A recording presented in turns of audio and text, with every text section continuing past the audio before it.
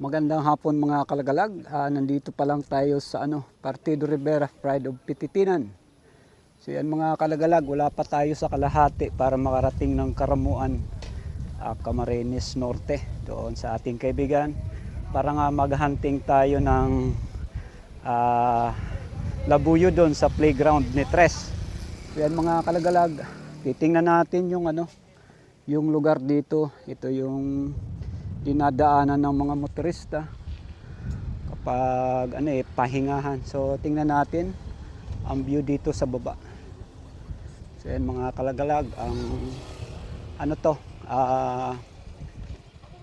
lugar na to ng Camarines Sur. Bali galing tayo doon sa Albay at papunta tayo ng Karamuan. Diyan ang way natin. Bali umalis tayo ng alauna. Makikidaan lang mga busing. So pakita natin yung view dito mga kalagalag. Pagkakataon na makita natin ang parte ng isla na to. So yun, hanggang doon pa tayo, malayo pa mga idol. Nandito na yan parte. So yan, makita natin yung isla palibot. Ito na naman yung pagkakataon na nakapag-joyride ako ng motorsiklo. Last 2019 nang mag-ride ako Manila to Bicol. Ayun yung gamit ko mga kalagalag, yung nasa dulong pulang motorsiklo. So akit tayo dito. So yan. Ito yung view dito mga idol. Kita natin yan. Ganda ng view doon mga idol. May isla doon. Ayan, parte na dito ata ang Catanduanes yan mga idol, Catanduanes yan. Galing tayo dun sa pinakadulo. Puro bundok to mga idol, kaya pranto sa mga landslide. So yan mga kalagalag, napadaan lang tayo dito sa lugar na to. Tuloy na tayo papunta ng Karamuan kasi baka gabihin tayo. Umalis tayo ng Albay, Legazpi City ng alauna, pero alas 2 kalahati pa lang yung nabiyahe natin. So tuloy tayo mga kalagalag papunta ng Karamuan, Camarines Norte.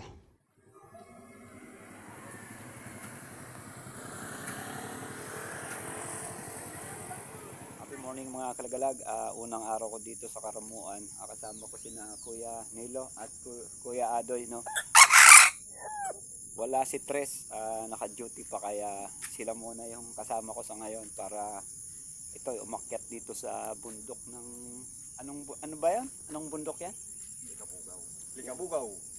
Bundok ng Kabugaw mga idol. So dito kami sa lugar na to. Marami daw kati dito na pwedeng ayun, nag-iingay na yung hiram kong pangkati kay Tres. So yan mga kalagalag, aakyat kami dito sa mga bundok. Bundok ng Likabugaw. So yan mga idol, abang-abang lang kung makakahuli ba kaming tatlo sa ngayong araw na to. Lunes ngayon, Lunes. Yan mga idol. Ayan. Nagtitilaok na yung hiram kong katikitres. Nag-iwalay kami mga kalagalag. At sa parteng taas na yan, merong tumitilaok yan. Hindi ko mapili kung doon sa baba. Meron din doon, pero medyo malayo doon. Ito naman, ang problema naman, masukal kung paano pasukin to. Hindi ko na narinig tumilaok pa.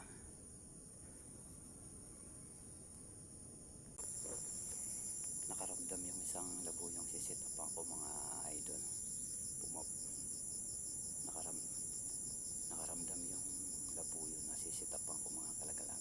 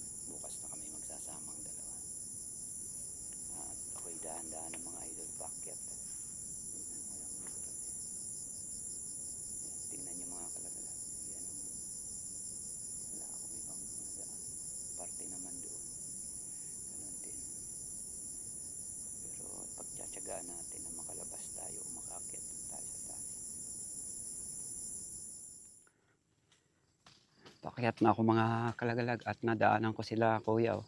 Naglilinis sila ng kanilang bukid. May napansin ba kayong ano kasama ko dito? Wala ba? Ayun. Makikiraan lang kasi nagkakati ako ng labuyo. So yan mga idol, mga taga Karamuan, magtatay ata. May mga narinig kayong tilao kuya?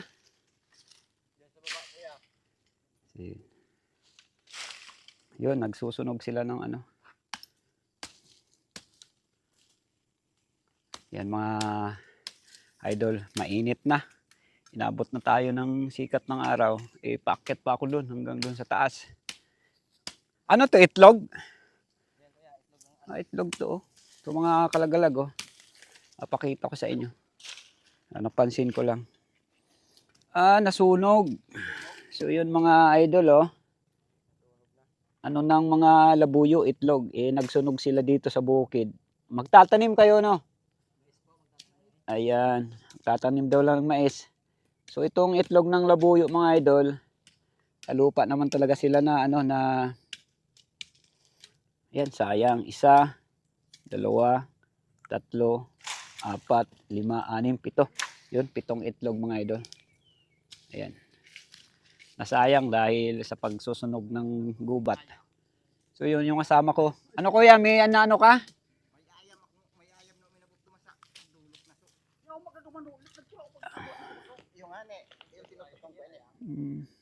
Ano, ako pumagaspas yung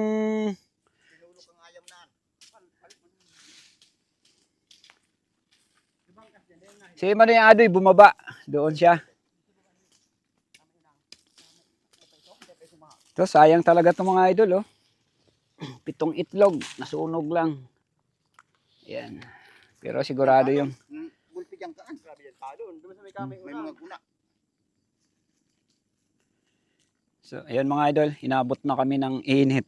Paakyat na nga kami. Dito na lang kami nagtagpo-tagpo nila Manay, Nilo. So, isa pa, hinihintay namin yung isa umakyat. At nang kami makababa. Mukhang 0 kami ngayon mga idol. Na 0 yung lakad namin.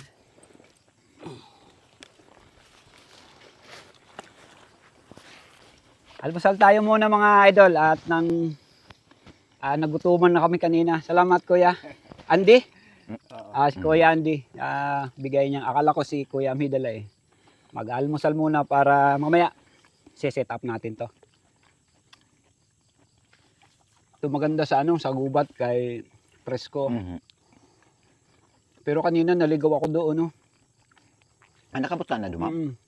Buti nakita ko sila gumagapas, lumapit ako. Yun nga, nakita ko yung itlog. Tapos doon ka rin galing sa kabila.